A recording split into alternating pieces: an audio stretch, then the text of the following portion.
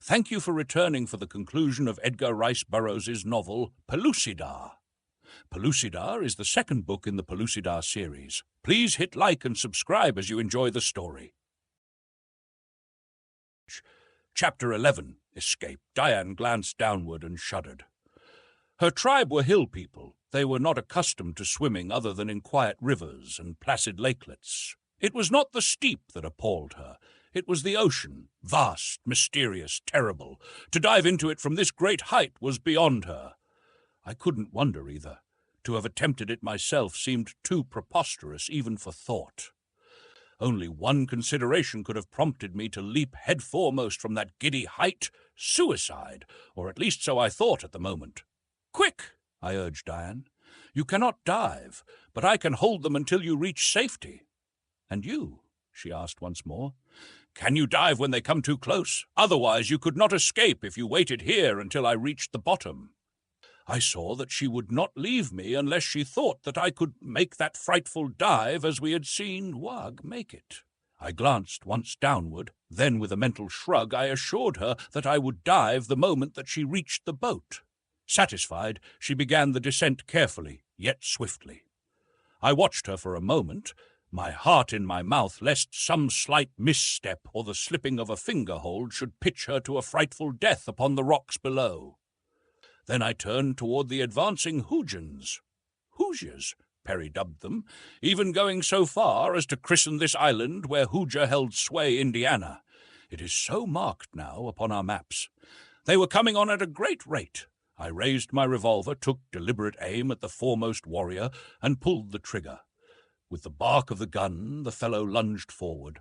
His head doubled beneath him. He rolled over and over 2 or 3 times before he came to a stop, to lie very quietly in the thick grass among the brilliant wild flowers. Those behind him halted. One of them hurled a javelin toward me, but it fell short. They were just beyond javelin range. There were 2 armed with bows and arrows. These I kept my eyes on. All of them appeared awestruck and frightened by the sound and effect of the firearm. They kept looking from the corpse to me and jabbering among themselves. I took advantage of the lull in hostilities to throw a quick glance over the edge toward Diane. She was halfway down the cliff and progressing finely. Then I turned back toward the enemy. One of the bowmen was fitting an arrow to his bow. I raised my hand. "Stop!" I cried.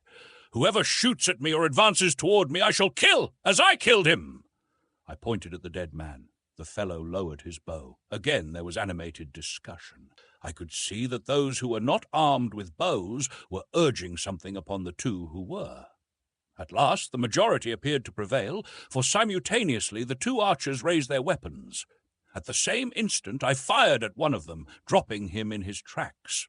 The other, however, launched his missile, but the report of my gun had given him such a start that the arrow flew wild above my head. A second after, and he too was sprawled upon the sward with a round hole between his eyes. It had been a rather good shot. I glanced over the edge again. Diane was almost at the bottom. I could see Wag standing just beneath her with his hands upstretched to assist her. A sullen roar from the warriors recalled my attention toward them. They stood shaking their fists at me and yelling insults. From the direction of the village, I saw a single warrior coming to join them. He was a huge fellow, and when he strode among them, I could tell by his bearing and their deference toward him that he was a chieftain. He listened to all they had to tell of the happenings of the last few minutes.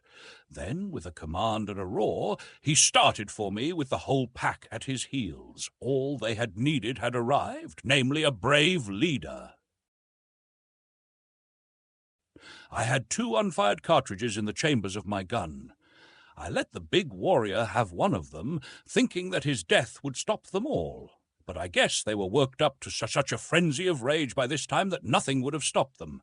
At any rate, they only yelled the louder as he fell and increased their speed toward me. I dropped another with my remaining cartridge. Then they were upon me, or almost.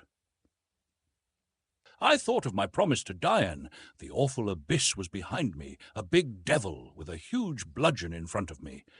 I grasped my 6-shooter by the barrel and hurled it squarely in his face with all my strength. Then, without waiting to learn the effect of my throw, I wheeled, ran the few steps to the edge, and leaped as far out over that frightful chasm as I could. I know something of diving, and all that I know I put into that dive, which I was positive would be my last. For a couple of 100 feet I fell in horizontal position. The momentum I gained was terrific. I could feel the air almost as a solid body, so swiftly I hurtled through it. Then my position gradually changed to the vertical, and with hands outstretched I slipped through the air, cleaving it like a flying arrow. Just before I struck the water, a perfect shower of javelins fell all about. My enemies had rushed to the brink and hurled their weapons after me. By a miracle I was untouched. In the final instant I saw that I had cleared the rocks and was going to strike the water fairly. Then I was in and plumbing the depths. I suppose I didn't really go very far down, but it seemed to me that I should never stop. When at last I dared curve my hands upward and divert my progress toward the surface, I thought that I should explode for air before I ever saw the sun again except through a swirl of water. But at last my head popped above the waves and I filled my lungs with air. Before me was the boat from which Wag and Diane were clambering. I couldn't understand why they were deserting it now when we were about to set out for the mainland in it, but when I reached its side I understood. 2 heavy javelins, missing Diane and Juag by but a hair's breadth, had sunk deep into the bottom of the dugout in a straight line with the grain of the wood, and split her almost in 2 from stem to stern. She was useless. Wag was leaning over a nearby rock, his hand outstretched to aid me in clambering to his side, nor did I lose any time in availing myself of his proffered assistance. An occasional javelin was still dropping perilously close to us, so we hastened to draw as close as possible to the cliffside, where we were comparatively safe from the missiles. Here we held a brief conference, in which it was decided that our only hope now lay in making for the opposite end of the island as quickly as we could, and utilizing the boat that I had hidden there to continue our journey to the mainland. Gathering up 3 of the least damaged javelins that had fallen about us, we set out upon our journey, keeping well toward the south side of the island, which Juag said was less frequented by the Hoojans than the central portion where the river ran. I think that this ruse must have thrown our pursuers off our track, since we saw nothing of them, nor heard any sound of pursuit during the greater portion of our march the length of the island. But the way Wag had chosen was rough and roundabout, so that we consumed 1 or 2 more marches in covering the distance than if we had followed the river. This it was which proved our undoing. Those who sought us must have sent a party up the river immediately after we escaped, for when we came at last onto the river trail not far from our destination, there can be no doubt but that we were seen by Hoojans who were just ahead of us on the stream. The result was that as we were passing through a clump of bush, a score of warriors leaped out upon us, and before we could scarce strike a blow in defense, had disarmed and bound us. For a time thereafter I seemed to be entirely bereft of hope. I could see no ray of promise in the future. Only immediate death for Juag and me, which didn't concern me much in the face of what lay in store for Diane. Poor child. What an awful life she had led! From the moment that I had first seen her chained in the slave caravan of the Mahars until now, a prisoner of a no less cruel creature, I could recall but a few brief intervals of peace and quiet in her tempestuous existence. Before I had known her, Jubal the Ugly One had pursued her across a savage world to make her his mate. She had eluded him, and finally I had slain him.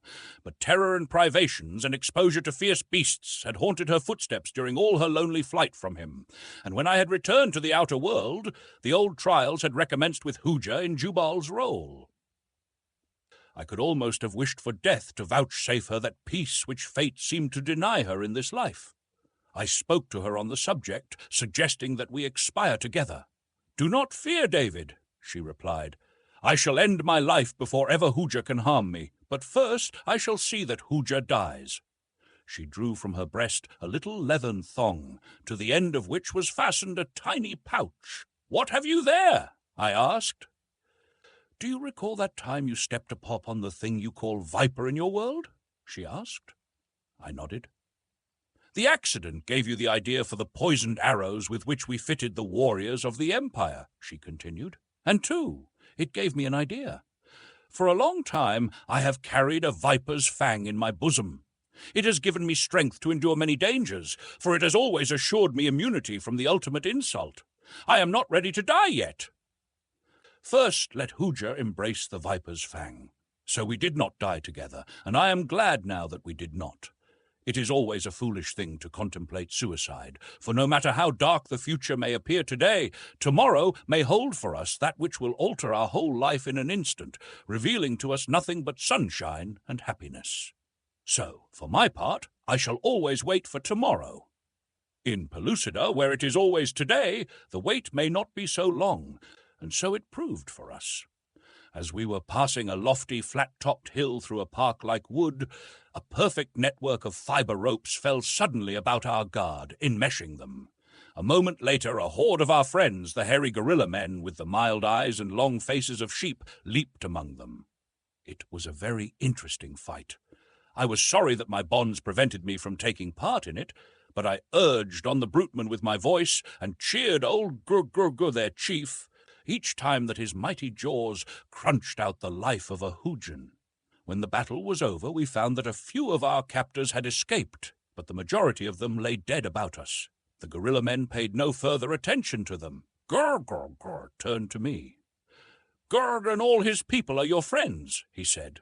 "One saw the warriors of the Sly One and followed them. He saw them capture you, and then he flew to the village as fast as he could go and told me all that he had seen. The rest you know. You did much for Grangargar's people.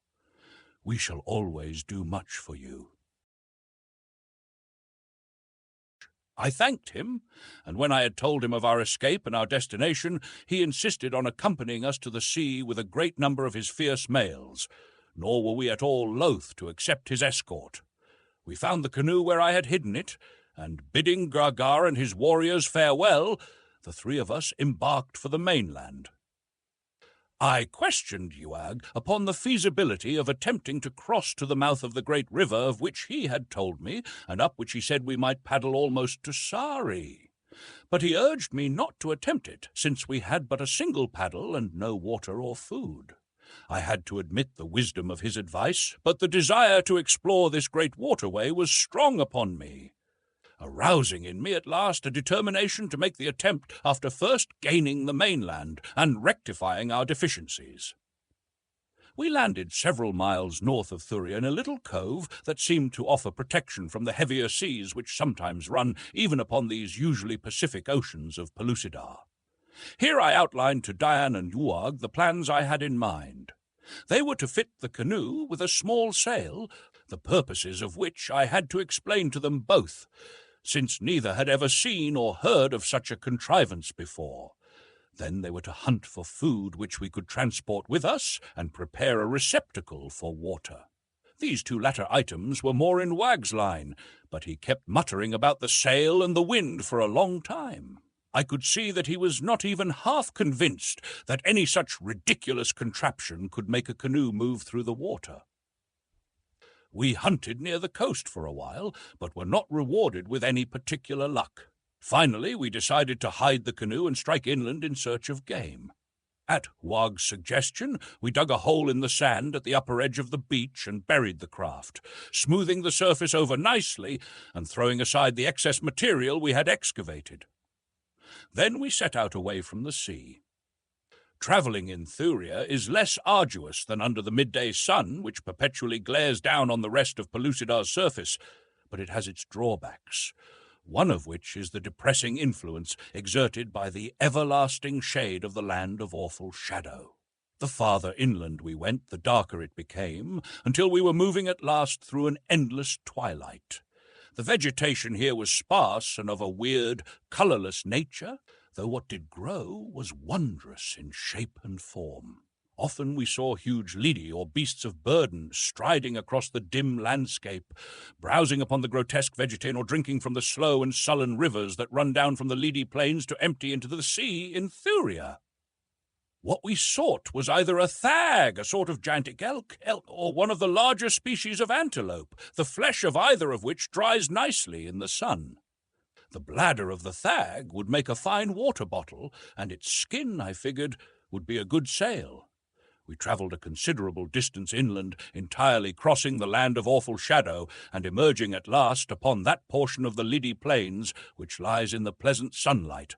Above us the pendant world revolved upon its axis, filling me especially, and Diane to an almost equal state, with wonder and insatiable curiosity as to what strange forms of life existed among the hills and valleys and along the seas and rivers which we could plainly see. Before us stretched the horizonless expanses of vast Pellucidar, the Liddy Plains rolling up about us, while hanging high in the heavens to the northwest of us, I thought I discerned the many towers which marked the entrances to the distant Mahar city, whose inhabitants preyed upon the Thurians. Wag suggested that we travel to the northeast, where, he said, upon the verge of the plain we would find a wooded country in which game should be plentiful. Acting upon his advice, we came at last to a forest jungle through which wound innumerable game paths. In the depths of this forbidding wood we came upon the fresh spoor of thag. Shortly after, by careful stalking, we came within javelin range of a small herd. Selecting a great bull, Wag and I hurled our weapons simultaneously, Diane reserving hers for an emergency. The beast staggered to his feet, bellowing.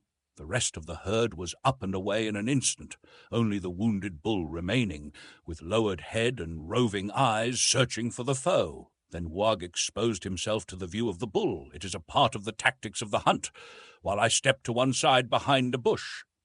The moment that the savage beast saw Wag, he charged him. Wag ran straight away, that the bull might be lured past my hiding place. On he came, tons of mighty bestial strength and rage. Diane had slipped behind me. She, too, could fight a thag should emergency require. Ah, such a girl, a rightful empress of a stone age by every standard which 2 worlds might bring to measure her.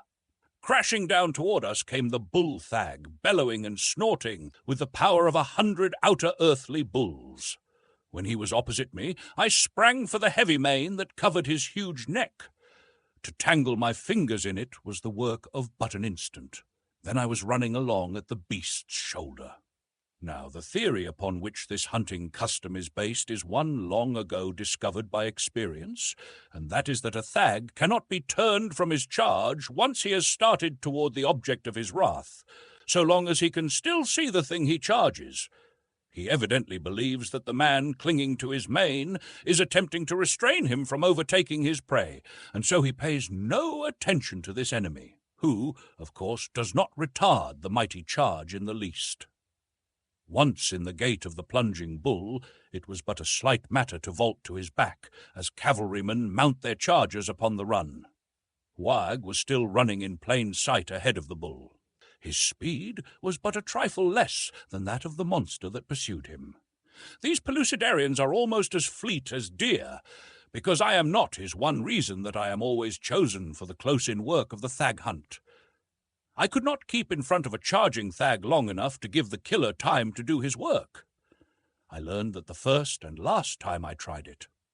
Once astride the bull's neck, I drew my long stone knife and, setting the point carefully over the brute's spine, drove it home with both hands. At the same instant, I leaped clear of the stumbling animal. Now, no vertebrate can progress far with a knife through his spine, and the thag is no exception to the rule. The fellow was down instantly. As he wallowed, Wag returned, and the 2 of us leaped in when an opening afforded the opportunity, and snatched our javelins from his side. Then we danced about him, more like 2 savages than anything else, until we got the opening we were looking for, when simultaneously our javelins pierced his wild heart, stilling it forever. The thag had covered considerable ground from the point at which I had leaped upon him. When, after dispatching him, I looked back for Diane, I could see nothing of her. I called aloud, but receiving no reply, set out at a brisk trot to where I had left her. I had no difficulty in finding the self-same bush behind which we had hidden, but Diane was not there. Again and again I called, to be rewarded only by silence. Where could she be? What could have become of her in the brief interval since I had seen her standing just behind me? Chapter 12. Kidnapped! I searched about the spot carefully. At last I was rewarded by the discovery of her javelin, a few yards from the bush that had concealed us from the charging thag, her javelin and the indications of a struggle revealed by the trampled vegetation and the overlapping footprints of a woman and a man. Filled with consternation and dismay, I followed these latter to where they suddenly disappeared 100 yards from where the struggle had occurred. There I saw the huge imprints of a lady's feet. The story of the tragedy was all too plain. A Thurian had either been following us or had accidentally espied Dian and taken a fancy to her. While Juag and I had been engaged with the thag, he had abducted her. I ran swiftly back to where Juag was working over the kill. As I approached him, I saw that something was wrong in this quarter as well, for the islander was standing upon the carcass of the thag, his javelin poised for a throw. When I had come nearer, I saw the cause of his belligerent attitude. Just beyond him stood two large jaloks or wolf dogs, regarding him intently, a male and a female. Their behavior was rather peculiar, for they did not seem preparing to charge him. Rather, they were contemplating him in an attitude of questioning. Huag heard me coming and turned toward me with a grin. These fellows love excitement. I could see by his expression that he was enjoying in anticipation the battle that seemed imminent, but he never hurled his javelin. A shout of warning from me stopped him, for I had seen the remnants of a rope dangling from the neck of the male jalok. Huag again turned toward me, but this time in surprise. I was abreast him in a moment and, passing him, walked straight toward the two beasts. As I did so, the female crouched with bared fangs. The male, however, leaped forward to meet me, not in deadly charge, but with every expression of delight and joy which the poor animal could exhibit.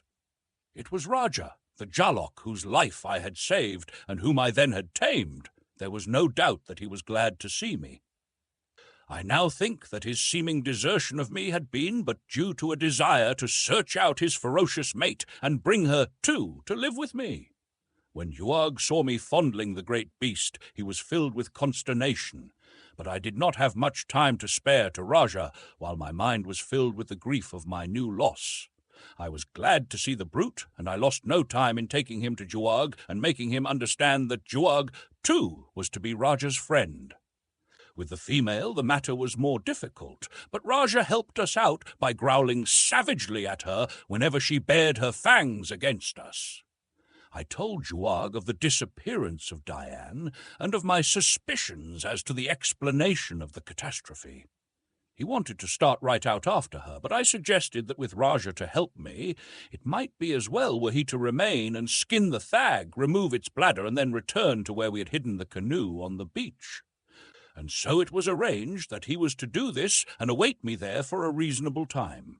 I pointed to a great lake upon the surface of the pendant world above us, telling him that if after this lake had appeared 4 times, I had not returned to go either by water or land to Sari and fetch Guk with an army. Then, calling Raja after me, I set out after Dian and her abductor. First I took the wolf dog to the spot where the man had fought with Dian. A few paces behind us followed Raja's fierce mate. I pointed to the ground where the evidences of the struggle were plainest, and where the scent must have been strong to Raja's nostrils. Then I grasped the remnant of leash that hung about his neck and urged him forward upon the trail. He seemed to understand. With nose to ground, he set out upon his task. Dragging me after him, he trotted straight out upon the Lidi plains, turning his steps in the direction of the Thurian village. I could have guessed as much. Behind us trailed the female. After a while she closed upon us, until she ran quite close to me and at Raja's side. It was not long before she seemed as easy in my company as did her lord and master. We must have covered considerable distance at a very rapid pace, for we had re-entered the great shadow when we saw a huge Lidi ahead of us, moving leisurely across the level plain. Upon its back were 2 human figures. If I could have known that the Jaloks would not harm Dian, I might have turned them loose upon the Lidi and its master, but I could not know, and so dared take no chances. However, the matter was taken out of my hands presently when Raja raised his head and caught sight of his quarry. With a lunge that hurled me flat and jerked the leash from my hand, he was gone with the speed of the wind after the giant leady and its riders. At his side raced his shaggy mate, only a trifle smaller than he and no whit less savage. They did not give tongue until the leady itself discovered them and broke into a lumbering, awkward, but none the less rapid gallop. Then the two hound beasts commenced to bay, starting with a low, plaintive note that rose, weird and hideous, to terminate in a series of short, sharp yelps. I feared that it might be the hunting call of the pack, and if this were true, there would be slight chance for either Diane or her abductor, or myself either, as far as that was concerned. So I redoubled my efforts to keep pace with the hunt. But I might as well have attempted to distance the bird upon the wing. As I have often reminded you, I am no runner. In that instance, it was just as well that I am not, for my very slowness of foot played into my hands, while had I been fleeter, I might have lost Diane that time forever. The Liddy, with the hounds running close on either side, had almost disappeared in the darkness that enveloped the surrounding landscape, when I noted that it was bearing toward the right. This was accounted for by the fact that Raja ran upon his left side, and unlike his mate, kept leaping for the great beast's shoulder. The man on the lady's back was prodding at the hyenodon with his long spear, but still Raja kept springing up and snapping.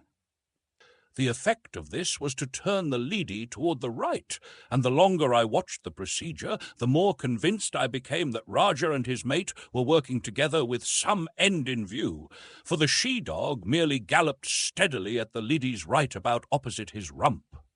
I had seen jaloks hunting in packs, and I recalled now what for the time I had not thought of, the several that ran ahead and turned the quarry back toward the main body.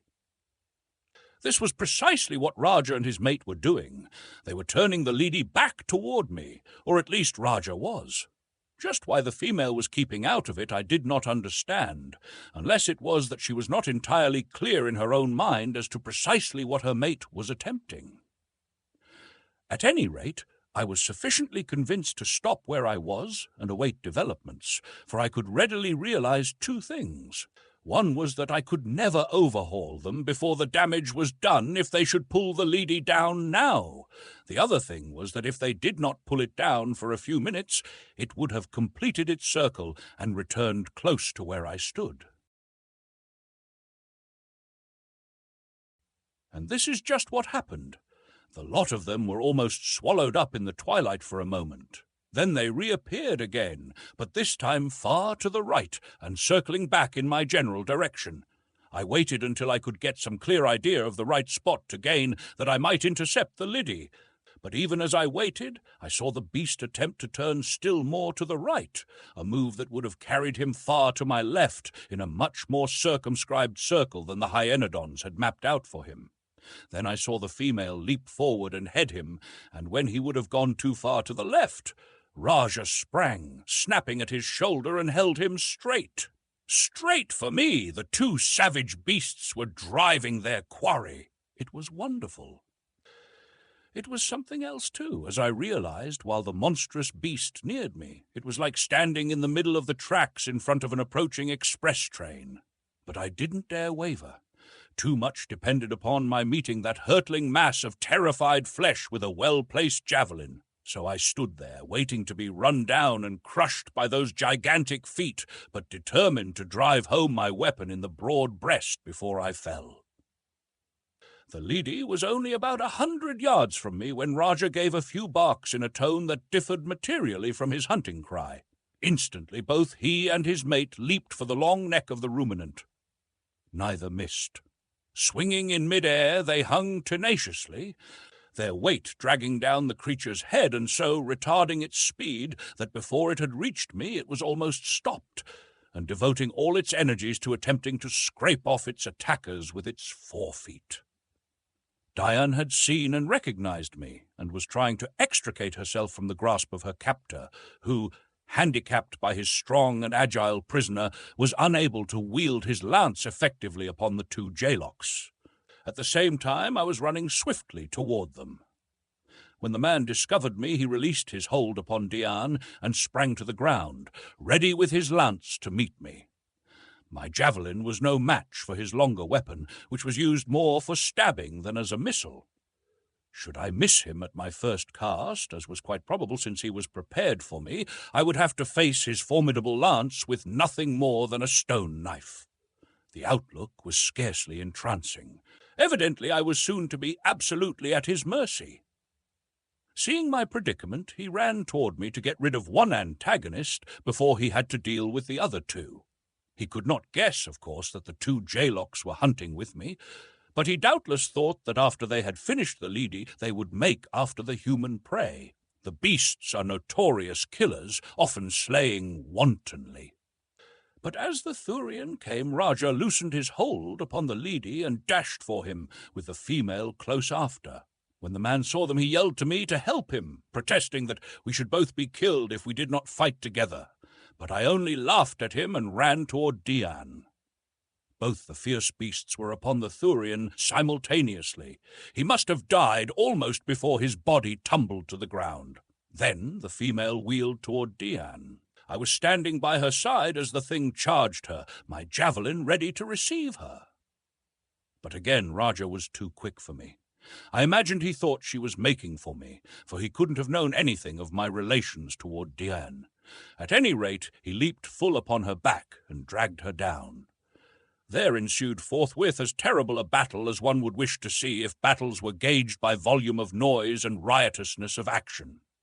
I thought that both the beasts would be torn to shreds. When finally the female ceased to struggle and rolled over on her back, her forepaws limply folded, I was sure that she was dead. Raja stood over her, growling, his jaws close to her throat. Then I saw that neither of them bore a scratch.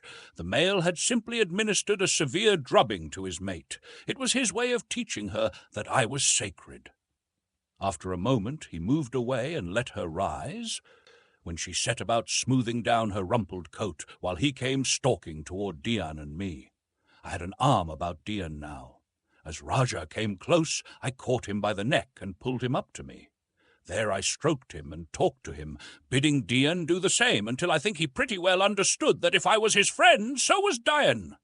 For a long time he was inclined to be shy of her, often baring his teeth at her approach, and it was a much longer time before the female made friends with us, but by careful kindness, by never eating without sharing our meat with them, and by feeding them from our hands, we finally won the confidence of both animals. However, that was a long time after. With the two beasts trotting after us, we returned to where we had left Uag. Here I had the Dickens' own time, keeping the female from Cuag's throat. Of all the venomous, wicked, cruel-hearted beasts on two worlds, I think a female hyaenodon takes the palm. But eventually she tolerated Juag as she had Dian and me, and the five of us set out toward the coast, for Juag had just completed his labors on the Thag when we arrived. We ate some of the meat before starting, and gave the hounds some. All that we could we carried upon our backs. On the way to the canoe we met with no mishaps. Dian told me that the fellow who had stolen her had come upon her from behind, while the roaring of the Thag had drowned all other noises, and that the first she had known he had disarmed her and thrown her to the back of his leady, which had been lying down close by, waiting for him. By the time the Thag had ceased bellowing, the fellow had got well away upon his swift mount. By holding one palm over her mouth, he had prevented her calling for help. "I thought," she concluded, "that I should have to use the viper's tooth after all." We reached the beach at last and unearthed the canoe. Then we busied ourselves stepping a mast and rigging a small sail, Uag and I, that is, while Dian cut the Thag meat into long strips for drying when we should be out in the sunlight once more. At last all was done. We were ready to embark. I had no difficulty in getting Raja aboard the dugout, but Renee, as we christened her after I had explained to Dian the meaning of Raja and its feminine equivalent, positively refused for a time to follow her mate aboard. In fact, we had to shove off without her. After a moment, however, she plunged into the water and swam after us. I let her come alongside, and then Uag and I pulled her in, she snapping and snarling at us as we did so. But strange to relate, she didn't offer to attack us after we had ensconced her safely in the bottom alongside Raja. The canoe behaved much better under sail than I had hoped, infinitely better than the battleship Sari had, and we made good progress almost due west across the gulf, upon the opposite side of which I hoped to find the mouth of the river of which Juag had told me. The islander was much interested and impressed by the sail and its results. He had not been able to understand exactly what I hoped to accomplish with it while we were fitting up the boat, but when he saw the clumsy dugout move steadily through the water without paddles, he was as delighted as a child. We made splendid headway on the trip, coming into sight of land at last. Juag had been terror-stricken when he had learned that I intended crossing the ocean, and when we passed out of sight of land, he was in a blue funk. He said that he had never heard of such a thing before in his life, and that always he had understood that those who ventured far from land never returned. For how could they find their way when they could see no land to steer for?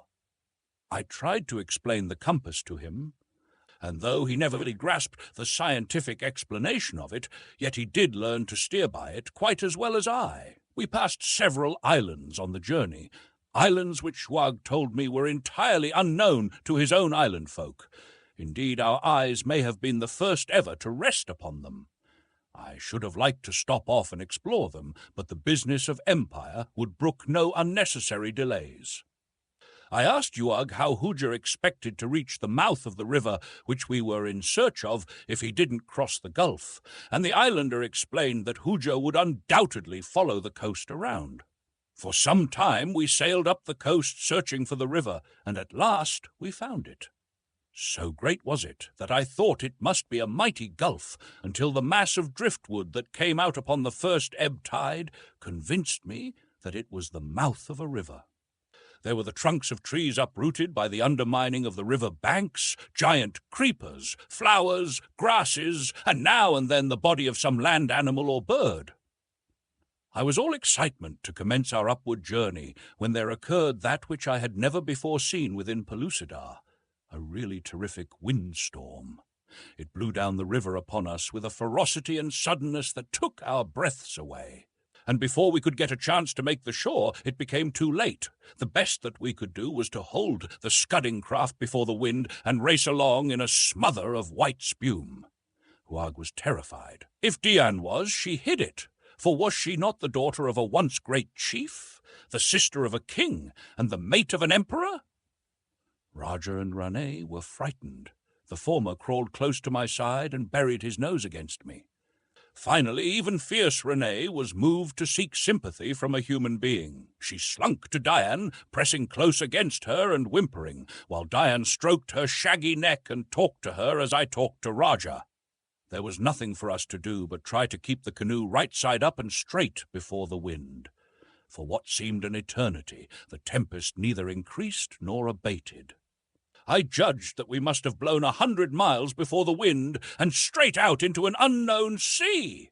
As suddenly as the wind rose, it died again, and when it died, it veered to blow at right angles to its former course in a gentle breeze. I asked Juag then what our course was, for he had had the compass last. It had been on a leather thong about his neck. When he felt for it, the expression that came into his eyes told me as plainly as words what had happened. The compass was lost! The compass was lost! And we were out of sight of land without a single celestial body to guide us. Even the pendant world was not visible from our position. Our plight seemed hopeless to me, but I dared not let Dian and Juag guess how utterly dismayed I was, though, as I soon discovered, there was nothing to be gained by trying to keep the worst from Juag. He knew it quite as well as I. He had always known, from the legends of his people, the dangers of the open sea beyond the sight of land. The compass, since he had learned its uses from me, had been all that he had to buoy his hope of eventual salvation from the watery deep. He had seen how it had guided me across the water to the very coast that I desired to reach, and so he had implicit confidence in it. Now that it was gone, his confidence had departed also. There seemed but one thing to do. That was to keep on sailing straight before the wind, since we could travel most rapidly along that course, until we sighted land of some description. If it chanced to be the mainland, well and good. If an island, well, we might live upon an island. We certainly could not live long in this little boat, with only a few strips of dried thag and a few quarts of water left. Quite suddenly a thought occurred to me. I was surprised that it had not come before as a solution to our problem. I turned toward Guag. "You Pellucidarians are endowed with a wonderful instinct," I reminded him, "an instinct that points the way straight to your homes, no matter in what strange land you may find yourself. Now, all we have to do is let Dian guide us toward Amos, and we shall come in a short time to the same coast whence we just were blown." As I spoke, I looked at them with a smile of renewed hope, but there was no answering smile in their eyes. It was Dian who enlightened me. "We could do all this upon land," she said, "but upon the water that power is denied us. I do not know why, but I have always heard that this is true, that only upon the water may a Pellucidarian be lost. This is, I think, why we all fear the great ocean so, even those who go upon its surface in canoes. Huag has told us that they never go beyond the sight of land." We had lowered the sail after the blow while we were discussing the best course to pursue. Our little craft had been drifting idly, rising and falling with the great waves that were now diminishing. Sometimes we were upon the crest, again in the hollow. As Dian ceased speaking, she let her eyes range across the limitless expanse of billowing waters. We rose to a great height upon the crest of a mighty wave. As we topped it, Dian gave an exclamation and pointed astern. "Ah! Boats!" she cried. "Boats! Many, many boats!" Huag and I leaped to our feet, but our little craft had now dropped to the trough, and we could see nothing but walls of water close upon either hand. We waited for the next wave to lift us, and when it did, we strained our eyes in the direction that Dian had indicated. Sure enough, scarce half a mile away were several boats, and scattered far and wide behind us, as far as we could see, were many others. We could not make them out in the distance, or in the brief glimpse that we caught of them before we were plunged again into the next wave cannon. But they were boats, and in them must be human beings like ourselves. Chapter 13. Racing for Life! At last the sea subsided, and we were able to get a better view of the armada of small boats in our wake. There must have been 200 of them. Huag said that he had never seen so many boats before in all his life. Where had they come from? Huag was first to hazard a guess. Huja, he said, was building many boats to carry his warriors to the great river and up it toward Sari. He was building them with almost all his warriors and many slaves upon the island of trees. No one else in all the history of Pellucidar has ever built so many boats as they told me Huja was building. These must be Huja's boats. "And they were blown out to sea by the great storm just as we were," suggested Dian. "There can be no better explanation of them," I agreed. "What shall we do?" asked Huag. "Suppose we make sure that they are really Huja's people," suggested Dian. "It may be that they are not, and that if we run away from them before we learn definitely who they are, we shall be running away from a chance to live and find the mainland. They may be a people of whom we have never even heard, and if so, we can ask them to help us, if they know the way to the mainland." "Which they will not," interposed Huag. "Well," I said, "it can't make our predicament any more trying to wait until we find out who they are. They are heading for us now. Evidently they have spied our sail, and guessed that we do not belong to their fleet." "They probably want to ask the way to the mainland themselves," said Huag, who was nothing if not a pessimist. "If they want to catch us, they can do it if they can paddle faster than we can sail," I said.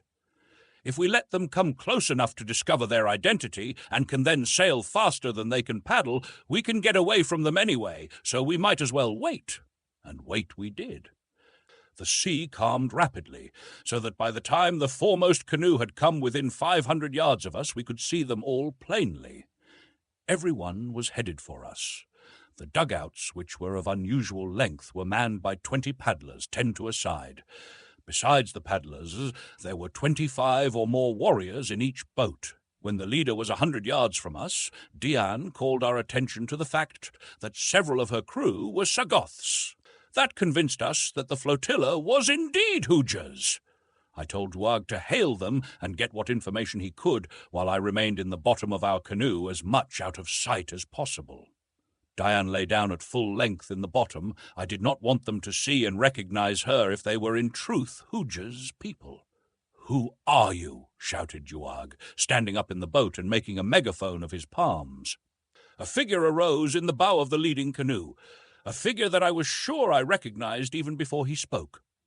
"I am Hooja!" cried the man, in answer to Huag. For some reason he did not recognize his former prisoner and slave, possibly because he had so many of them. "I come from the island of trees," he continued. 100 of my boats were lost in the great storm, and all their crews drowned. Where is the land? What are you? And what strange thing is that which flutters from the little tree in the front of your canoe?" He referred to our sail, flapping idly in the wind. "We too are lost," replied Duag. "We know not where the land is. We are going back to look for it now." So saying, he commenced to scull the canoe's nose before the wind, while I made fast the primitive sheets that held our crude sail. We thought it time to be going.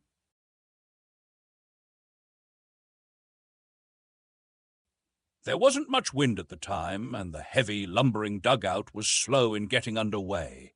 I thought it never would gain any momentum, and all the while Hooja's canoe was drawing rapidly nearer, propelled by the strong arms of his 20 paddlers. Of course, their dugout was much larger than ours, and consequently infinitely heavier and more cumbersome.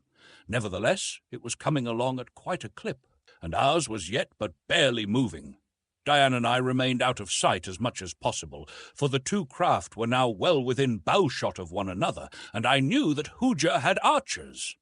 Hooja called to Wag to stop when he saw that our craft was moving. He was much interested in the sail, and not a little awed, as I could tell by his shouted remarks and questions. Raising my head, I saw him plainly. He would have made an excellent target for one of my guns, and I had never been sorrier that I had lost them. We were now picking up speed a trifle, and he was not gaining upon us so fast as at first. In consequence, his requests that we stop suddenly changed to commands as he became aware that we were trying to escape him. "Come back!" he shouted. "Come back, or I'll fire!" I use the word fire because it more nearly translates into English the Pellucidarian word trag, which covers the launching of any deadly missile. But Wag only seized his paddle more tightly, the paddle that answered the purpose of rudder, and commenced to assist the wind by vigorous strokes. Then Hooja gave the command to some of his archers to fire upon us. I couldn't lie hidden in the bottom of the boat, leaving Duag alone exposed to the deadly shafts, so I arose and, seizing another paddle, set to work to help him. Dian joined me, though I did my best to persuade her to remain sheltered, but being a woman, she must have her own way. The instant that Hooja saw us, he recognized us. The whoop of triumph he raised indicated how certain he was that we were about to fall into his hands. A shower of arrows fell about us. Then Hooja caused his men to cease firing. He wanted us alive. None of the missiles struck us, for Hooja's archers were not nearly the marksmen that are Mysareans and Amazighites. We had now gained sufficient headway to hold our own on about even terms with Hooja's paddlers. We did not seem to be gaining, though, and neither did they. How long this nerve-wracking experience lasted, I cannot guess, though we had pretty nearly finished our meagre supply of provisions when the wind picked up a bit and we commenced to draw away. Not once yet had we sighted land, nor could I understand it, since so many of the seas I had seen before were thickly dotted with islands. Our plight was anything but pleasant, yet I think that Hooja and his forces were even worse off than we, for they had no food nor water at all. Far out behind us in a long line that curved upward in the distance to be lost in the haze strung Hooja's 200 boats. But one would have been enough to have taken us. Could it have come alongside? We had drawn some 50 yards ahead of Hooja. There had been times when we were scarce 10 yards in advance, and were feeling considerably safer from capture. Hooja's men, working in relays, were commencing to show the effects of the strain under which they had been forced to work without food or water, and I think their weakening aided us almost as much as the slight freshening of the wind. Hooja must have commenced to realize that he was going to lose us, for he again gave orders that we be fired upon. Volley after volley of arrows struck about us. The distance was so great by this time that most of the arrows fell short, while those that reached us were sufficiently spent to allow us to ward them off with our paddles. However, it was a most exciting ordeal. Hooja stood in the bow of his boat, alternately urging his men to greater speed and shouting epithets at me, but we continued to draw away from him. At last the wind rose to a fair gale, and we simply raced away from our pursuers as if they were standing still. Wag was so tickled that he forgot all about his hunger and thirst. I think that he had never been entirely reconciled to the heathenish invention which I called a sail, and that down in the bottom of his heart he believed that the paddlers would eventually overhaul us, but now he couldn't praise it enough. We had a strong gale for a considerable time, and eventually dropped Hooja's fleet so far astern that we could no longer discern them. And then, I shall never forget that moment. Diane sprang to her feet with a cry of land. Sure enough, dead ahead, a long, low coast stretched across our bow. It was still a long way off, and we couldn't make out whether it was island or mainland, but at least it was land. If ever shipwrecked mariners were grateful, we were then. Raja and Renee were commencing to suffer for lack of food, and I could swear that the latter often cast hungry glances upon us, though I am equally sure that no such hideous thoughts ever entered the head of her mate. We watched them both most closely, however. Once, while stroking Renee, I managed to get a rope around her neck and make her fast to the side of the boat. Then I felt a bit safer for Diane. It was pretty close quarters in that little dugout for 3 human beings and 2 practically wild man-eating dogs. But we had to make the best of it, since I would not listen to Wag's suggestion that we kill and eat Raja and Renee. We made good time to within a few miles of the shore. Then the wind died suddenly out. We were all of us keyed up to such a pitch of anticipation that the blow was doubly hard to bear. And it was a blow, too, since we could not tell in what quarter the wind might rise again. But Wag and I set to work to paddle the remaining distance. Almost immediately the wind rose again from precisely the opposite direction from which it had formerly blown, so that it was mighty hard work making progress against it. Next it veered again, so that we had to turn and run with it parallel to the coast to keep from being swamped in the trough of the seas. And while we were suffering all these disappointments, Hooja's fleet appeared in the distance. They evidently had gone far to the left of our course, for they were now almost behind us as we ran parallel to the coast. But we were not much afraid of being overtaken in the wind that was blowing. The gale kept on increasing, but it was fitful, swooping down upon us in great gusts, and then going almost calm for an instant. It was after one of these momentary calms that the catastrophe occurred. Our sail hung limp, and our momentum decreased, when of a sudden a particularly vicious squall caught us. Before I could cut the sheets, the mast had snapped at the thwart in which it was stepped. The worst had happened. Wag and I seized paddles and kept the canoe with the wind. But that squall was the parting shot of the gale, which died out immediately after, leaving us free to make for the shore, which we lost no time in attempting. But Hooja had drawn closer in toward shore than we, so it looked as if he might head us off before we could land. However, we did our best to distance him, Diane taking a paddle with us. We were in a fair way to succeed when there appeared, pouring from among the trees beyond the beach, a horde of yelling, painted savages, brandishing all sorts of devilish-looking primitive weapons. So menacing was their attitude that we realized at once the folly of attempting to land among them. Hooja was drawing closer to us. There was no wind. We could not hope to outpaddle him, and with our sail gone, no wind would help us, though, as if in derision at our plight, a steady breeze was now blowing. But we had no intention of sitting idle while our fate overtook us, so we bent to our paddles, and keeping parallel with the coast, did our best to pull away from our pursuers. It was a grueling experience. We were weakened by lack of food. We were suffering the pangs of thirst. Capture and death were close at hand. Yet I think that we gave a good account of ourselves in our final effort to escape. Our boat was so much smaller and lighter than any of Hooger's that the three of us forced it ahead almost as rapidly as his larger craft could go under their 20 paddles. As we raced along the coast for one of those seemingly interminable periods that may draw hours into eternities, where the labor is soul-searing and there is no way to measure time, I saw what I took for the opening to a bay or the mouth of a great river a short distance ahead of us. I wished that we might make for it, but with the menace of Hooger close behind and the screaming natives who raced along the shore parallel to us, I dared not attempt it. We were not far from shore in that mad flight from death. Even as I paddled, I found opportunity to glance occasionally toward the natives. They were white, but hideously painted. From their gestures and weapons, I took them to be a most ferocious race. I was rather glad that we had not succeeded in landing among them. Hooger's fleet had been in much more compact formation when we sighted them this time than on the occasion following the tempest. Now they were moving rapidly in pursuit of us, all well within the radius of a mile. 5 of them were leading, all abreast, and were scarce 200 yards from us. When I glanced over my shoulder, I could see that the archers had already fitted arrows to their bows in readiness to fire upon us the moment that they should draw within range. Hope was low in my breast. I could not see the slightest chance of escaping them, for they were overhauling us rapidly now, since they were able to work their paddles in relays, while we 3 were rapidly wearying beneath the constant strain that had been put upon us.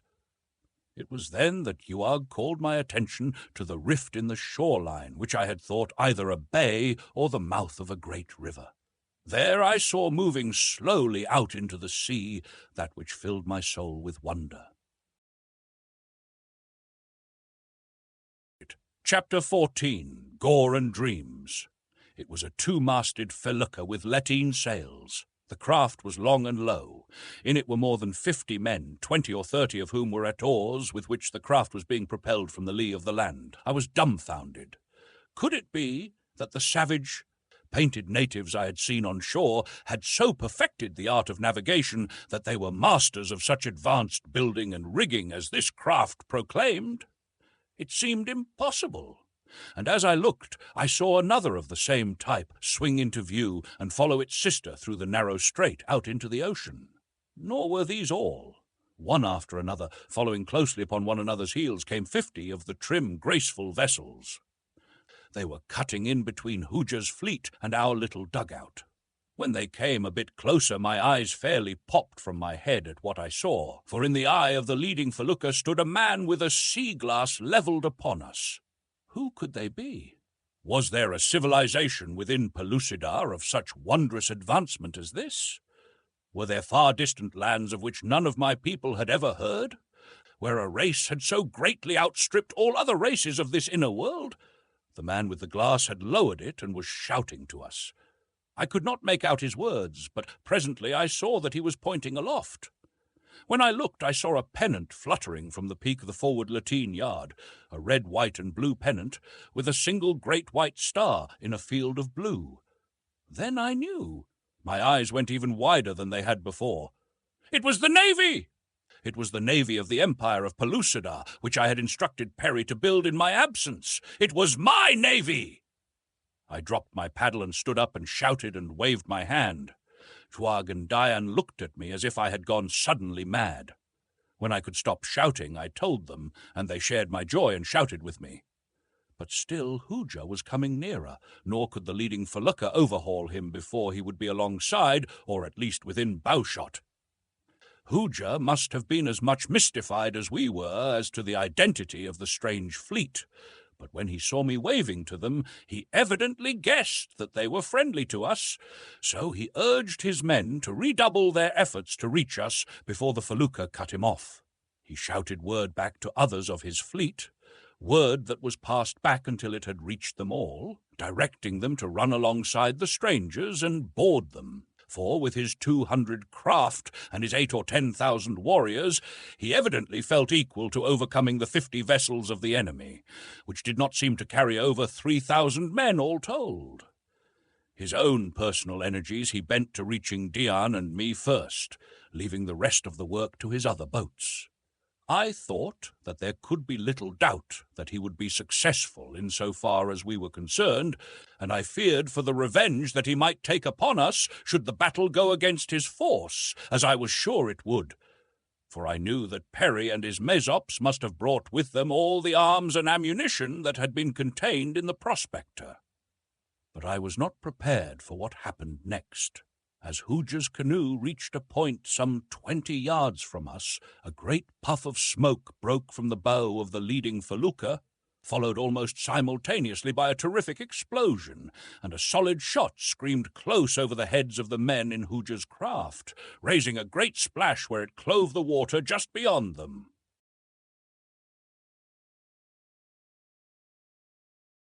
Perry had perfected gunpowder and built cannon. It was marvelous. Dian and Juag, as much surprised as Hooja, turned wondering eyes toward me. Again the cannon spoke. I suppose that by comparison with the great guns of modern naval vessels of the outer world, it was a pitifully small and inadequate thing.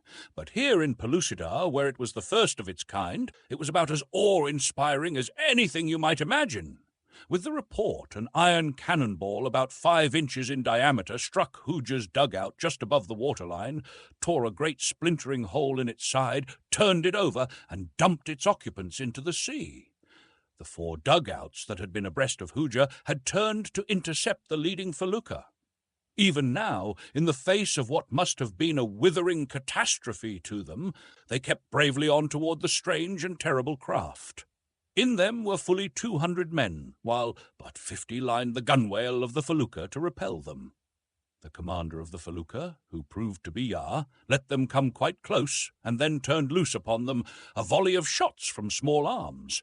The cavemen and sagoths in the dugouts seemed to wither before that blast of death like dry grass before a prairie fire. Those who were not hit dropped their bows and javelins, and seizing upon paddles attempted to escape.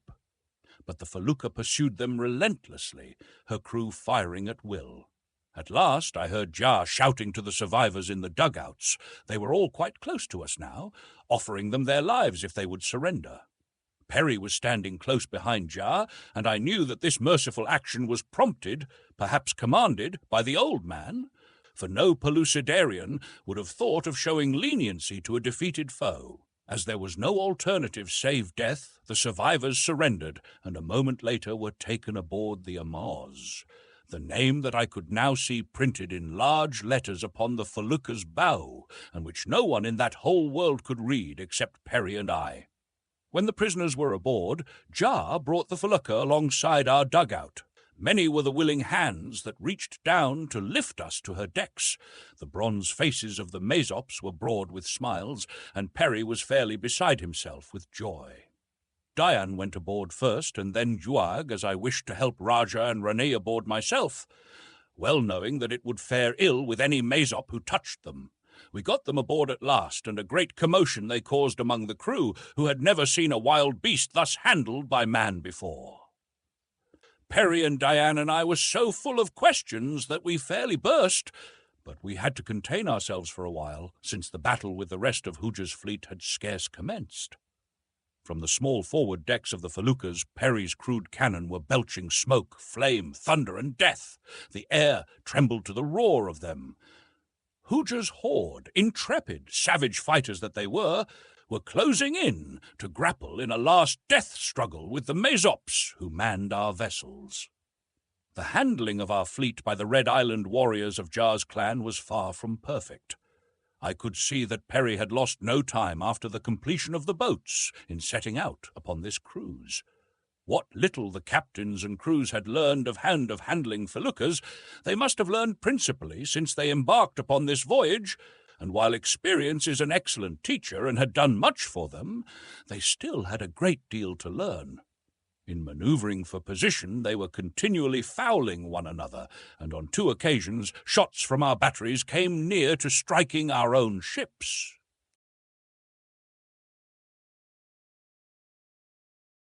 No sooner, however, was I aboard the flagship than I attempted to rectify this trouble to some extent. By passing commands by word of mouth from one ship to another, I managed to get the 50 feluccas into some sort of line, with the flagship in the lead. In this formation, we commenced slowly to circle the position of the enemy. The dugouts came for us right along in an attempt to board us, but by keeping on the move in one direction and circling, we managed to avoid getting in each other's way, and were enabled to fire our cannon and our small arms with less danger to our own comrades.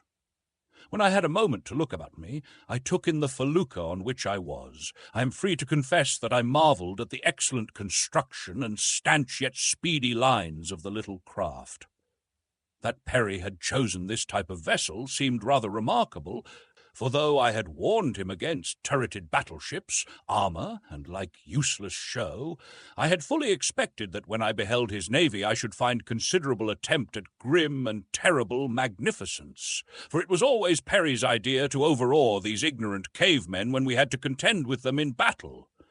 But I had soon learned that while one might easily astonish them with some new engine of war, it was an utter impossibility to frighten them into surrender. I learned later that Jar had gone carefully over the plans of various craft with Perry. The old man had explained in detail all that the text told him of them. The two had measured out dimensions upon the ground, that Jar might see the sizes of different boats. Perry had built models, and Jar had had him read carefully and explain all that they could find relative to the handling of sailing vessels. The result of this was that Jar was the one who had chosen the felucca. It was well that Perry had had so excellent a balance wheel, for he had been wild to build a huge frigate of the Nelsonian era. He told me so himself. One thing that had inclined Jar particularly to the felucca was the fact that it had included oars in its equipment. He realized the limitations of his people in the matter of sails, and while they had never used oars, the implement was so similar to a paddle that he was sure they quickly could master the art, and they did. As soon as one hull was completed, Jar kept it on the water constantly, first with one crew and then with another, until 2,000 red warriors had learned to row. Then they stepped their masts, and a crew was told off for the first ship. While the others were building, they learned to handle theirs. As each succeeding boat was launched, its crew took it out and practiced with it under the tutorage of those who had graduated from the first ship, and so on until a full complement of men had been trained for every boat. Well, to get back to the battle, the Hoojans kept on coming at us, and as fast as they came, we mowed them down. It was little else than slaughter. Time and time again I cried to them to surrender, promising them their lives if they would do so. At last there were but 10 boatloads left. These turned in flight. They thought they could paddle away from us. It was pitiful. I passed the word from boat to cease firing, not to kill another Hoojan unless they fired on us. Then we set out after them. There was a nice little breeze blowing, and we bowled along after our quarry as gracefully and as lightly as swans upon a park lagoon. As we approached them, I could see not only wonder but admiration in their eyes. I hailed the nearest dugout. "Throw down your arms and come aboard us," I cried, "and you shall not be harmed.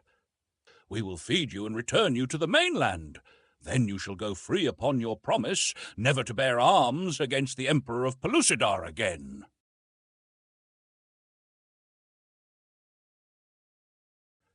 I think it was the promise of food that interested them most.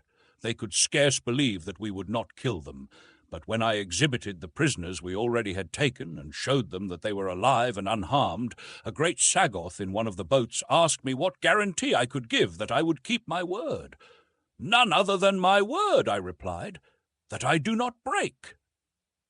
The Pellucidarians themselves are rather punctilious about this same matter, so the Sagoth could understand that I might possibly be speaking the truth. But he could not understand why we should not kill them unless we meant to enslave them, which I had as much as denied already when I had promised to set them free. Jar couldn't exactly see the wisdom of my plan either. He thought that we ought to follow up the 10 remaining dugouts and sink them all. But I insisted that we must free as many as possible of our enemies upon the mainland. You see, I explained, these men will return at once to Huja's island, to the Mahar cities from which they come, or to the countries from which they were stolen by the Mahars. They are men of 2 races and of many countries. They will spread the story of our victory far and wide, and while they are with us, we will let them see and hear many other wonderful things which they may carry back to their friends and their chiefs. It's the finest chance for free publicity, Perry, I added to the old man, that you or I have seen in many a day. Perry agreed with me. As a matter of fact, he would have agreed to anything that would have restrained us from killing the poor devils who fell into our hands. He was a great fellow to invent gunpowder and firearms and cannon, but when it came to using these things to kill people, he was as tender-hearted as a chicken. The Sagoth who had spoken was talking to other Sagoths in his boat. Evidently they were holding a council over the question of the wisdom of surrendering. "What will become of you if you don't surrender to us?" I asked. "If we do not open up our batteries on you again and kill you all, you will simply drift about the sea helplessly until you die of thirst and starvation. You cannot return to the islands, for you have seen as well as we that the natives there are very numerous and warlike. They would kill you the moment you landed." The upshot of it was that the boat of which the Sagoth speaker was in charge surrendered. The Sagoths threw down their weapons, and we took them aboard the ship next in line behind the Amoz. First, Yah had to impress upon the captain and crew of the ship that the prisoners were not to be abused or killed. After that, the remaining dugouts paddled up and surrendered. We distributed them among the entire fleet, lest there be too many upon any one vessel. Thus ended the first real naval engagement that the Pellucidarian seas had ever witnessed, though Perry still insists that the action in which the Sari took part was a battle of the first magnitude. The battle over, and the prisoners disposed of and fed, and do not imagine that Dian, Wag, and I, as well as the 2 hounds, were not fed also. I turned my attention to the fleet. We had the feluccas close in about the flagship, and with all the ceremony of a medieval potentate on parade, I received the commanders of the 49 feluccas that accompanied the flagship, Dian and I together, the Empress and the Emperor of Pellucidar.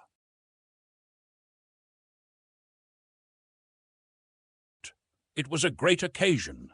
The savage bronze warriors entered into the spirit of it, for as I learned later, dear old Perry had left no opportunity neglected for impressing upon them that David was Emperor of Pellucidar, and that all that they were accomplishing and all that he was accomplishing was due to the power and redounded to the glory of David. The old man must have rubbed it in pretty strong, for those fierce warriors nearly came to blows in their efforts to be among the first of those to kneel before me and kiss my hand. When it came to kissing Dian's, I think they enjoyed it more. I know I should have. A happy thought occurred to me as I stood upon the little deck of the Amoz with the first of Perry's primitive cannon behind me. When Jar kneeled at my feet and first to do me homage, I drew from its scabbard at his side the sword of hammered iron that Perry had taught him to fashion.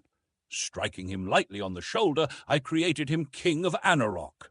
Each captain of the 49 other feluccas I made a duke. I left it to Perry to enlighten them as to the value of the honors I had bestowed upon them. During these ceremonies, Raja and Rani had stood beside Dian and me.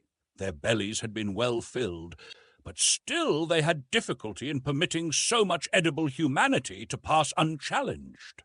It was a good education for them, though, and never after did they find it difficult to associate with the human race without arousing their appetites.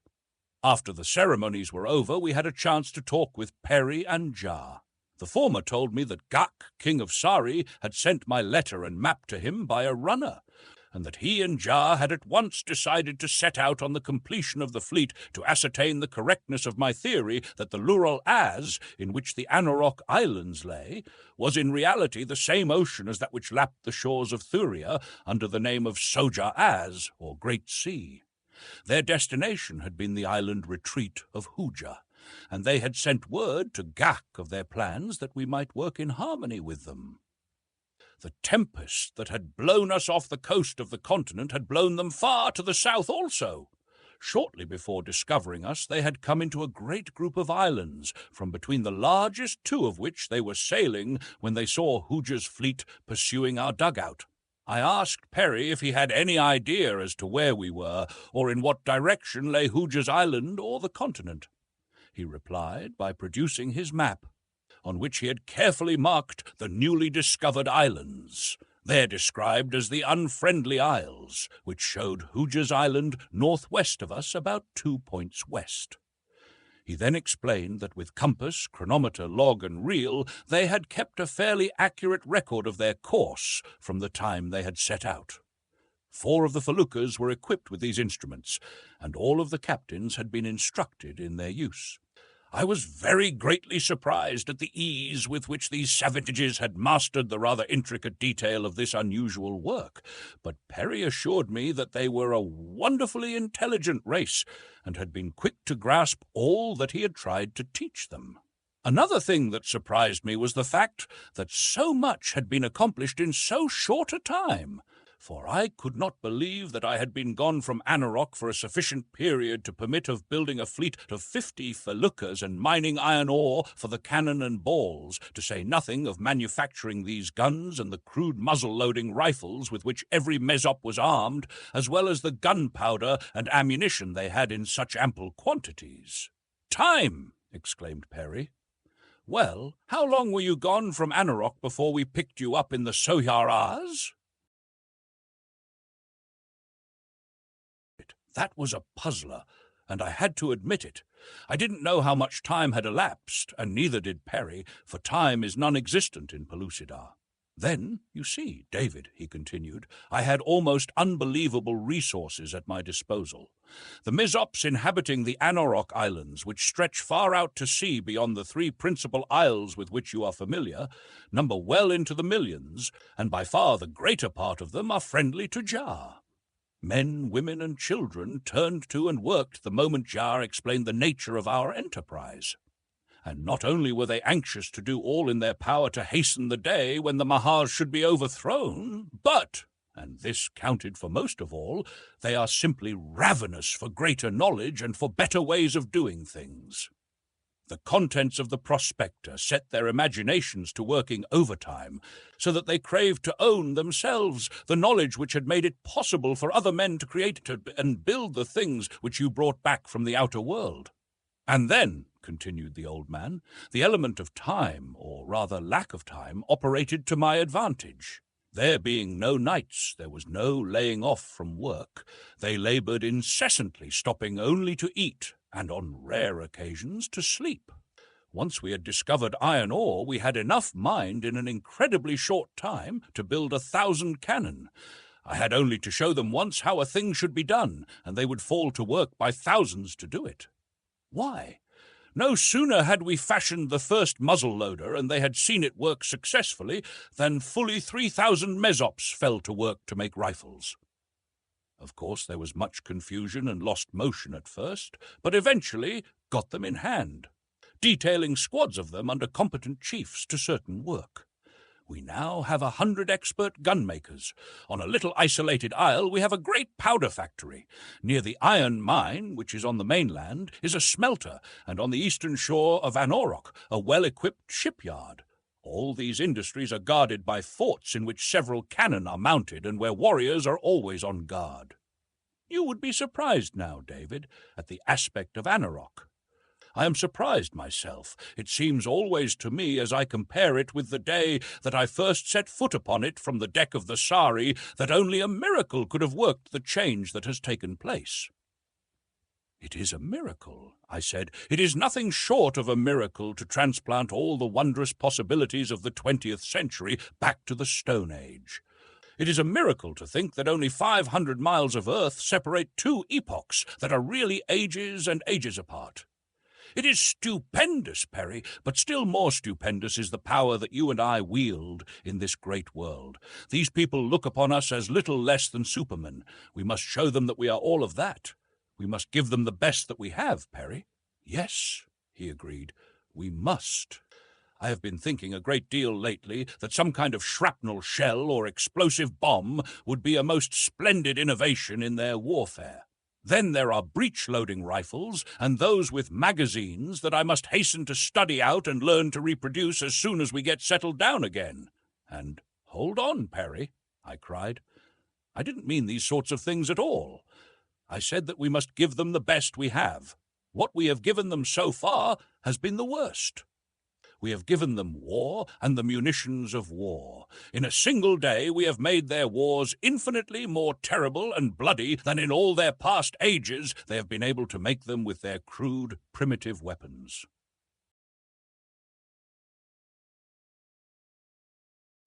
In a period that could scarcely have exceeded 2 outer earthly hours, our fleet practically annihilated the largest armada of native canoes that the Pellucidarians ever before had gathered together.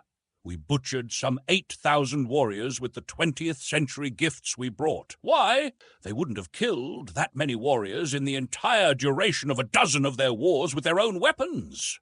No, Perry, we've got to give them something better than scientific methods of killing one another. The old man looked at me in amazement. There was reproach in his eyes, too. Why, David, he said sorrowfully. I thought that you would be pleased with what I had done.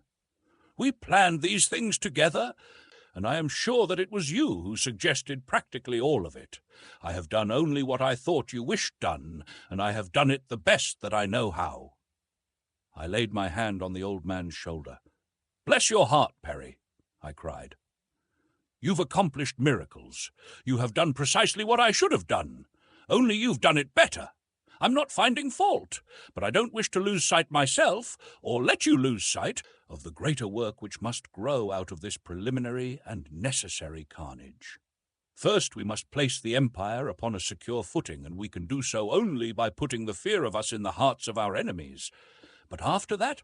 Ah, Perry, that is the day I look forward to, when you and I can build sewing machines instead of battleships, harvesters of crops instead of harvesters of men, ploughshares and telephones, schools and colleges, printing presses and paper. When our merchant marine shall ply the great Pellucidarian seas, and cargoes of silks and typewriters and books shall forge their ways where only hideous saurians have held sway since time began. Amen, said Perry, and Diane, who was standing at my side, pressed my hand. Chapter 15, Conquest and Peace. The fleet sailed directly for Hooger's Island, coming to anchor at its northeastern extremity before the flat-topped hill that had been Hooger's stronghold. I sent one of the prisoners ashore to demand an immediate surrender, but, as he told me afterward, they wouldn't believe all that he told them, so they congregated on the cliff-top and shot futile arrows at us. In reply, I had 5 of the feluccas cannonade them. When they scampered away at the sound of the terrific explosions and at sight of the smoke and the iron balls, I landed a couple of 100 red warriors and led them to the opposite end of the hill into the tunnel that ran to its summit. Here we met a little resistance, but a volley from the muzzle-loaders turned back those who disputed our right of way, and presently we gained the mesa. Here again we met resistance, but at last the remnant of Hooger's horde surrendered. Juag was with me, and I lost no time in returning to him and his tribe the hilltop that had been their ancestral home for ages until they were robbed of it by Hooger. I created a kingdom of the island, making Juag king there. Before we sailed, I went to Gra, chief of the beastmen, taking Juag with me. There the 3 of us arranged a code of laws that would permit the brute folk and the human beings of the island to live in peace and harmony. Giagar sent his son with me back to Sari, capital of my empire, that he might learn the ways of the human beings. I have hopes of turning this race into the greatest agriculturists of Pellucidar.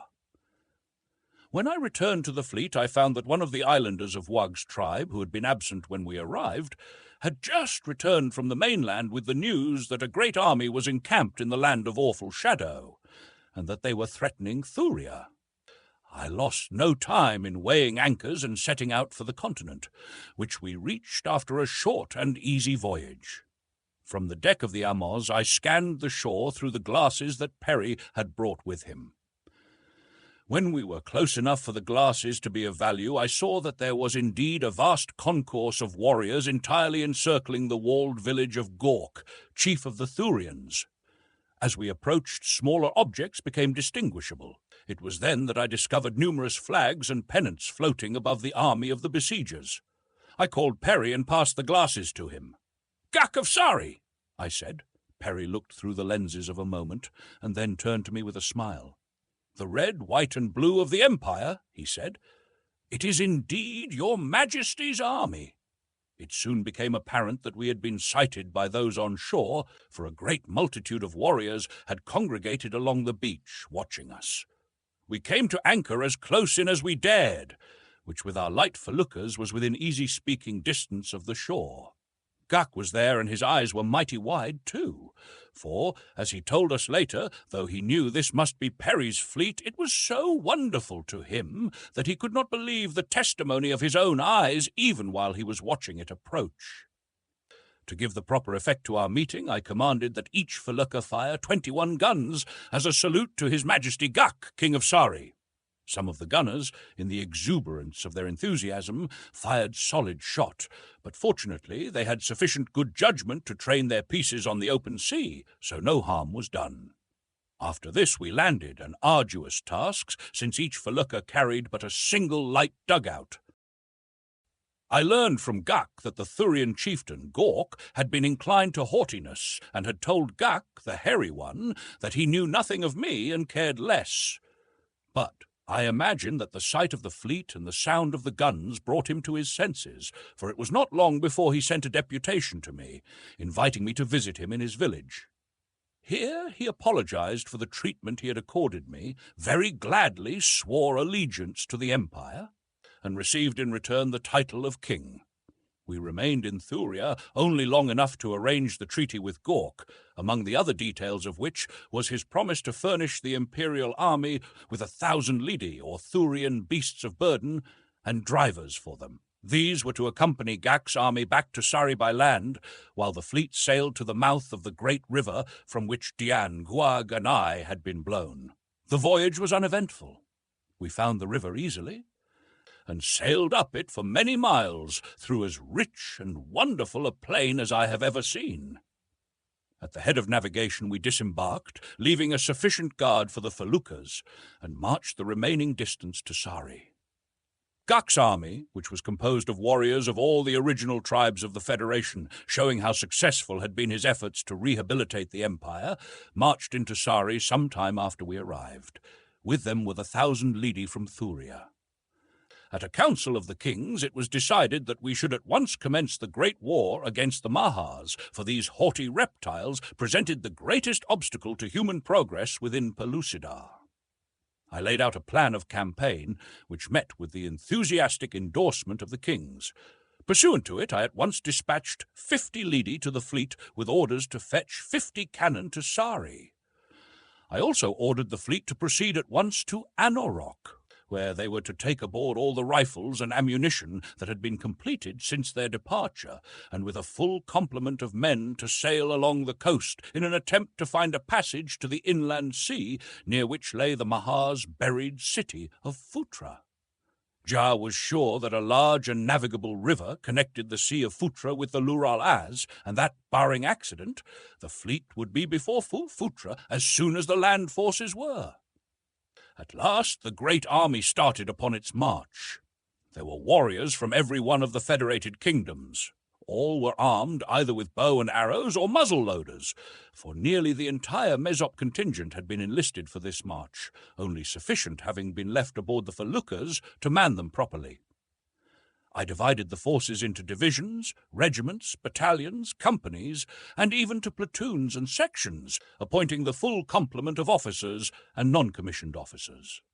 On the long march I schooled them in their duties, and as fast as one learned I sent him among the others as a teacher.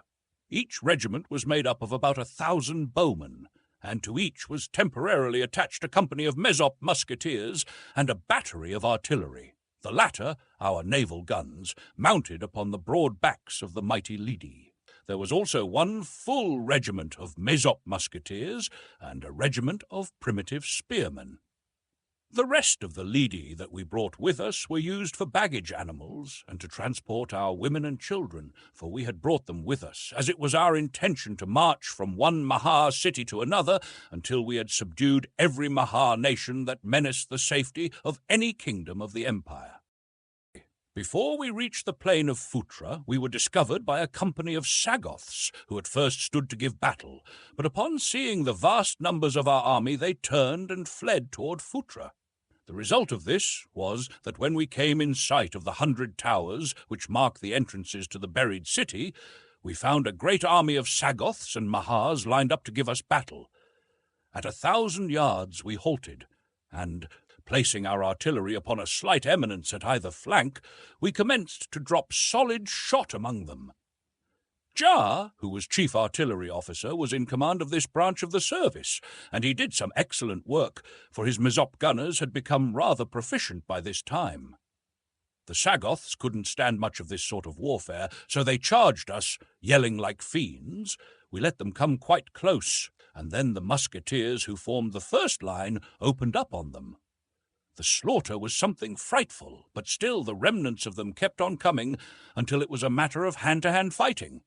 Here our spearmen were of value, as were also the crude iron swords with which most of the imperial warriors were armed.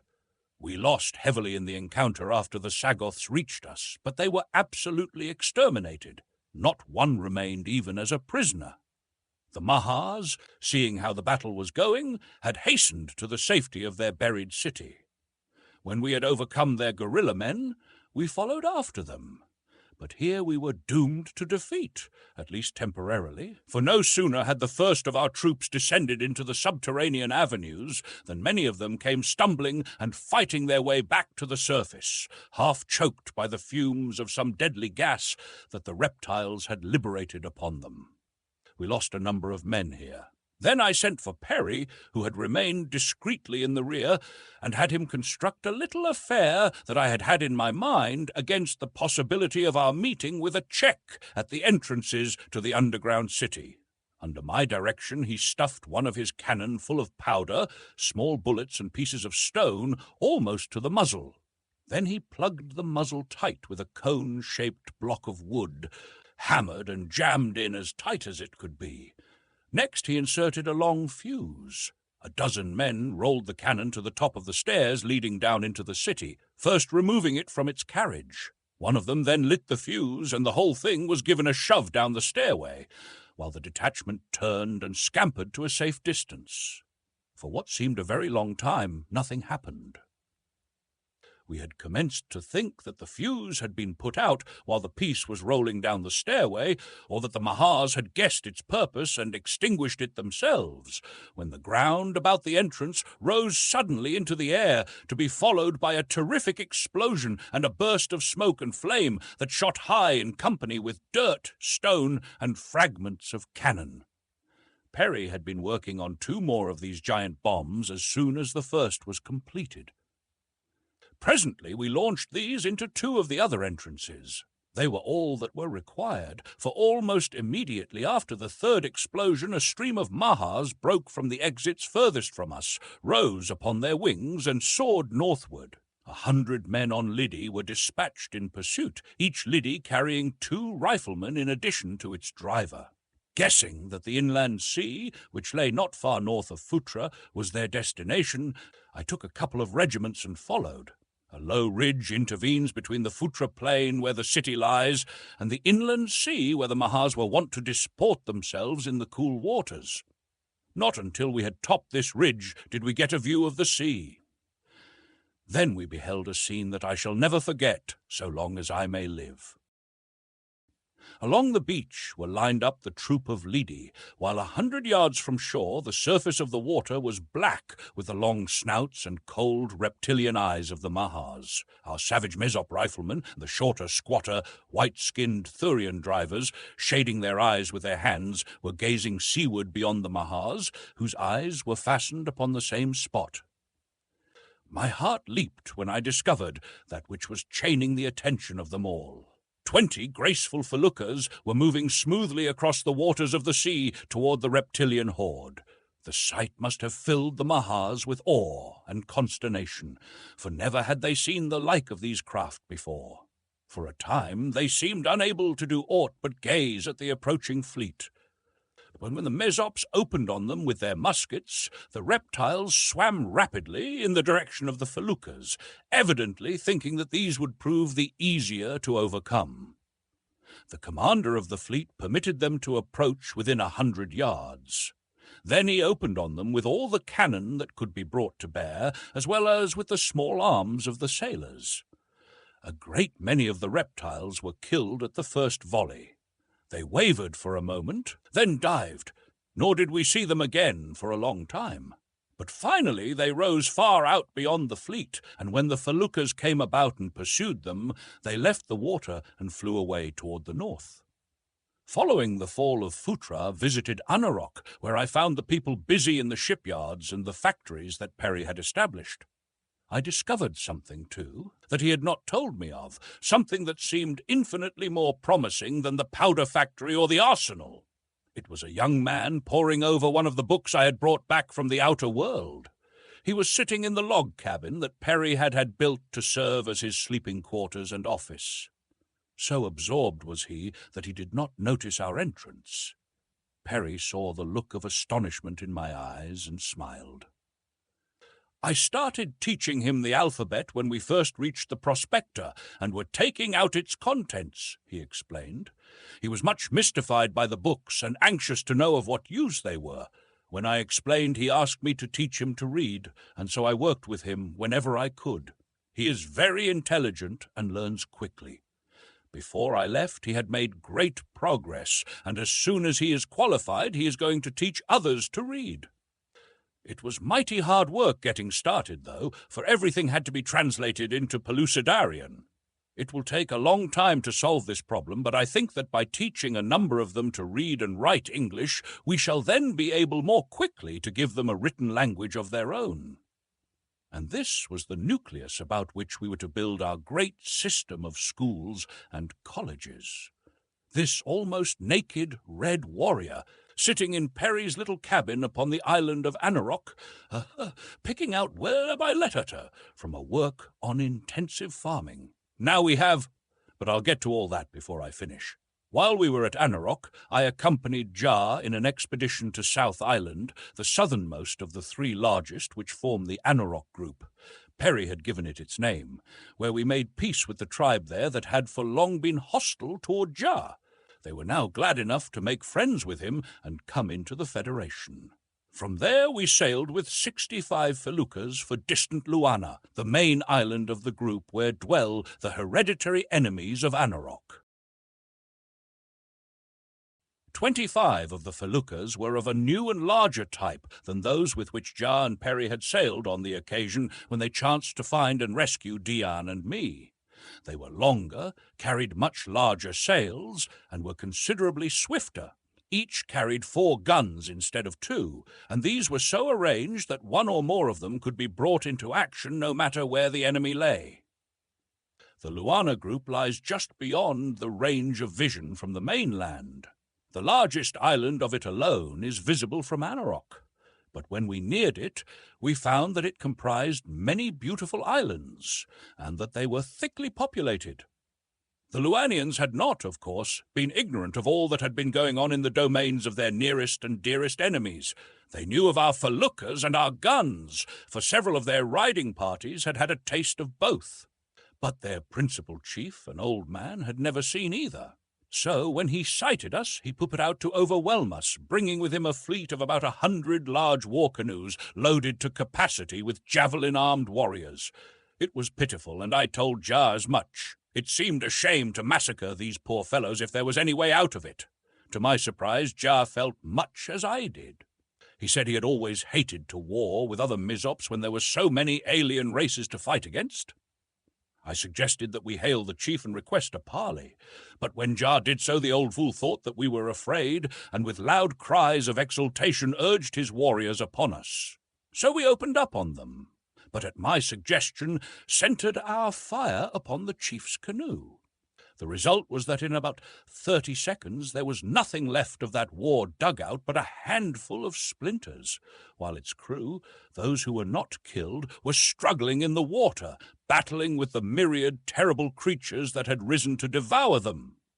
We saved some of them, but the majority died just as had Hooja and the crew of his canoe. That time our second shot capsized them. Again we called to the remaining warriors to enter into a parley with us. But the chief's son was there, and he would not, now that he had seen his father killed. He was all for revenge. So we had to open up on the brave fellows with all our guns, but it didn't last long at that, for there chanced to be wiser heads among the Luanians than their chief or his son had possessed. Presently, an old warrior who commanded one of the dugouts surrendered. After that, they came in one by one until all had laid their weapons upon our decks. Then we called together upon the flagship all our captains to give the affair greater weight and dignity, and all the principal men of Luana. We had conquered them, and they expected either death or slavery, but they deserved neither, and I told them so. It is always my habit here in Pellucidar to impress upon these savage people that mercy is as noble a quality as physical bravery, and that next to the men who fight shoulder to shoulder with one, we should honor the brave men who fight against us, and if we are victorious, award them both the mercy and honor that are their due. By adhering to this policy, I have won to the Federation many great and noble peoples, who under the ancient traditions of the inner world would have been massacred or enslaved after we had conquered them, and thus I won the Luanians. I gave them their freedom and returned their weapons to them after they had sworn loyalty to me and friendship and peace with Jar. And I made the old fellow, who had had the good sense to surrender, king of Luana, for both the old chief and his only son had died in the battle. When I sailed away from Luana, she was included among the kingdoms of the empire, whose boundaries were thus pushed eastward several hundred miles. We now returned to Anorok, and thence to the mainland, where I again took up the campaign against the Mahars, marching from one great buried city to another until we had passed far north of Amos into a country where I had never been. At each city we were victorious, killing or capturing the Sagoths and driving the Mahars further away. I noticed that they always fled toward the north. The Sagoth prisoners we usually found quite ready to transfer their allegiance to us, for they are little more than brutes, and when they found that we could fill their stomachs and give them plenty of fighting, they were nothing loath to march with us against the next Mahar city and battle with men of their own race. Thus we proceeded, swinging in a great circle north and west and south again until we had come back to the edge of the Lidi Plains north of Thuria. Here we overcame the Mahar city that had ravaged the land of awful shadow for so many ages. When we marched on to Thuria, Gork and his people went mad with joy at the tidings we brought them. During this long march of conquest, we had passed through 7 countries, peopled by primitive human tribes who had not yet heard of the Federation, and succeeded in joining them all to the Empire. It was noticeable that each of these peoples had a Mahar city situated nearby, which had drawn upon them for slaves and human food for so many ages that not even in legend had the population any folk tale which did not, in some degree, reflect an inherent terror of the reptilians.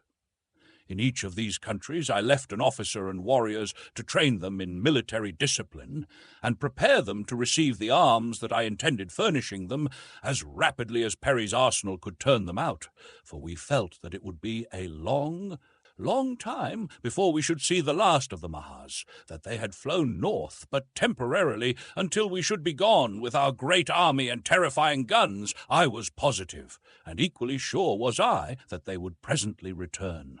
The task of ridding Pellucidar of these hideous creatures is one which in all probability will never be entirely completed. For their great cities must abound by the hundreds and thousands in the far distant lands that no subject of the empire has ever laid eyes upon. But within the present boundaries of my domain there are now none left that I know of, for I am sure we should have heard indirectly of any great Mahar city that had escaped us, although of course the imperial army has by no means covered the vast area which I now rule. After leaving Thuria, we returned to Sari, where the seat of government is located.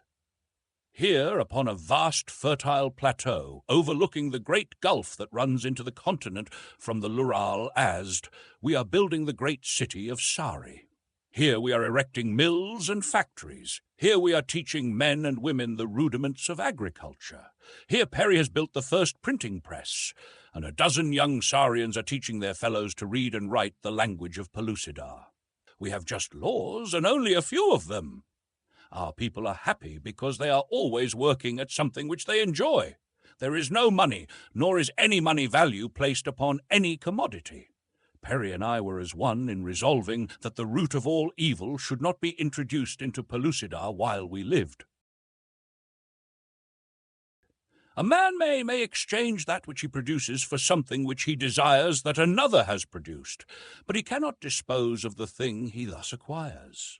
In other words, a commodity ceases to have pecuniary value the instant that it passes out of the hands of its producer. All excess reverts to government, and as this represents the production of the people as a government, government may dispose of it to other peoples in exchange for that which they produce. Thus we are establishing a trade between kingdoms, the profits from which go to the betterment of the people, to building factories for the manufacture of agricultural implements, and machinery for the various trades we are gradually teaching the people. Already Anarok and Luana are vying with one another in the excellence of the ships they build. Each has several large shipyards. Anarok makes gunpowder and mines iron ore, and by means of their ships they carry on a very lucrative trade with Thur, Sari, and Amos. The Thurians breed Lidi, which, having the strength and intelligence of an elephant, make excellent draught animals. Around Sari and Amos, the men are domesticating the great striped antelope, the meat of which is most delicious. I am sure that it will not be long before they will have them broken to harness and saddle. The horses of Pellucidar are far too diminutive for such uses, some species of them being little larger than fox terriers. Deanne and I live in a great palace overlooking the gulf. There is no glass in our windows, for we have no windows, the walls rising but a few feet above the floor line, the rest of the space being open to the ceilings. But we have a roof to shade us from the perpetual noonday sun. Peri and I decided to set a style in architecture that would not curse future generations with the White Plague, so we have plenty of ventilation. Those of the people who prefer still inhabit their caves, but many are building houses similar to ours. At Greenwich we have located a town and an observatory, though there is nothing to observe but the stationary sun directly overhead. Upon the edge of the land of awful shadow is another observatory, from which the time is flashed by wireless to every corner of the empire 24 times a day. In addition to the wireless, we have a small telephone system in Sari. Everything is yet in the early stages of development, but with the science of the outer world 20th century to draw upon, we are making rapid progress, and with all the faults and errors of the outer world to guide us clear of dangers, I think that it will not be long before Pellucidar will become as nearly a utopia as one may expect to find this side of heaven. Peri is away just now, laying out a railway line from Sari to Amos. There are immense anthracite coalfields at the head of the gulf, not far from Sari, and the railway will tap these. Some of his students are working on a locomotive now. It will be a strange sight to see an iron horse puffing through the primeval jungles of the Stone Age, while cave bears, saber-toothed tigers, mastodons, and the countless other terrible creatures of the past look on from their tangled lairs in wide-eyed astonishment. We are very happy, Deanne and I would not return to the outer world for all the riches of all its princes. I am content here, Even without my imperial powers and honours, I should be content. For have I not that greatest of all treasures, the love of a good woman, my wondrous empress, Dian the Beautiful? This concludes Pellucidar. Be sure to hit like and subscribe to be notified when new material is available. Feel free to browse the library of sci-fi classics, as many series have playlists for your convenience.